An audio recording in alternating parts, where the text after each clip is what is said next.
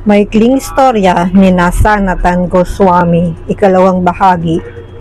Alam ng Panginoon ang lahat at kaya nauunawaan niya ang sakit na dinadanas ng kanyang debotong si Sanatan. Nagpasya siyang gumawa ng paraan tungkol dito. Isang araw, isang batang gopa, pastol, ang lumapit kay Sanatan at nagsabi, "Baba, ikaw ay matanda na. Huwag mo nang pahirapan ang sarili mo na maglakad sa paligid ng burol ng Govardhan." Sumagot si Sanatan, "Ito ay isa sa mga regular na prinsipyo ng aking bhajan. Kailangan ko itong panatilihin." Sinabi ng bata, "Dahil ikaw ay matanda na, maaari mo nang ihinto ang tuntuning ito."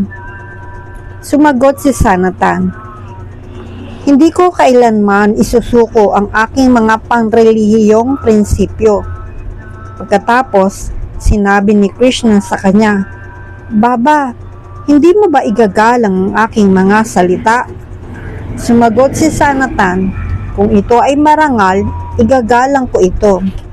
Sa sandaling iyon, binigyan ni Krishna si Sanatan Goswami ng isang shila, bato, na may marka ng kanyang sariling mga lotus na paa, at sinabi, "Ito ang Govardhan Shila, isang piraso ng bato mula mismo sa Govardhan."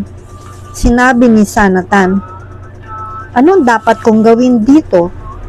Sinabi ni Krishna, "Kung iikutin mo ang Govardhan Shila na ito, mananatiling buo ang iyong panata na maglakad sa buong paligid ng burol ng Govardhan araw-araw, sapagkat sa pag-ikot dito, iniikutan mo na ang Govardhan Hill.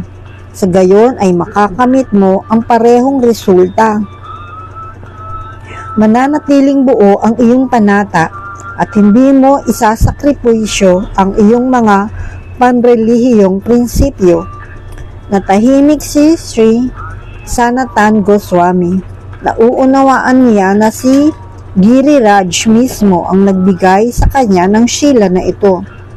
Mula noon, nakagawian na niyang umikot sa Govardhan Shila na may banal na marka ng lotus na paa ni Sri Krishna. Sa pagsunod sa mga utos ni Chaitanya Mahaprabhu, sina Sri Rupa at Sri Sanatan Goswami ay hindi umaakyat sa burol ng Govardhan dahil itinuturing nila itong hindi naiiba kay Krishna, ang kataas-taasang persona ng pagka-Diyos. Sa ilang pagkakataon, ang Diyos na si Gopal ay nagkaloob kay Sri Chaitanya Mahaprabhu ng pagkakataong makita siya sa paanan ng burol, at gayon din ay pinagpala ni Gopal sina Srila Rupa at Sanatan Goswami. Noong kanyang katandaan, nang si Rupa Goswami ay hindi na makapunta sa Govardhan Hill dahil sa kahinaan, si Gopala na mabait na pumunta sa Mathura ay nanatili sa templo ng Bitalesvara sa loob ng isang buwan. Noon ay nasilayan ni Srila Rupa Goswami ang kagandahan ni Gopala ayon sa kanyang buong kagalakan. Ang mga gawain ni Rupa at Sanatan Goswami habang sila ay naninirahan sa Vrindavan ay inilarawan ni Krishnadas Kaviraj Goswami sa Chaitanya Charitamrita, Madhya Lila 19:128 hanggang 132 bilang ganito. Ang magkapatid ay talagang walang permanenteng tirahan. Sila ay naninirahan sa ilalim ng mga puno, isang gabi sa ilalim ng isang puno at sa susunod na gabi sa ibang puno. Sina Srila Rupa at Sanatan Goswami ay humihingi lamang ng kaunting pagkain mula sa mga bahay ng Brahmana. Tinalikuran nila ang lahat ng uri ng material na kasiyahan at kumakain lamang sila ng kaunting tuyong tinapay at pritong garbanzos. Nagdadala lamang sila ng mga sisidlan ng tubig at nagsusuot ng mga lumang damit na tinahi-tahi. Palagi nilang binibigkas sa mga banal na pangalan ni Krishna at pinag-uusapan ang kanyang mga banal na gawain. Sa matinding kagalakan, sila rin ay sumasayaw.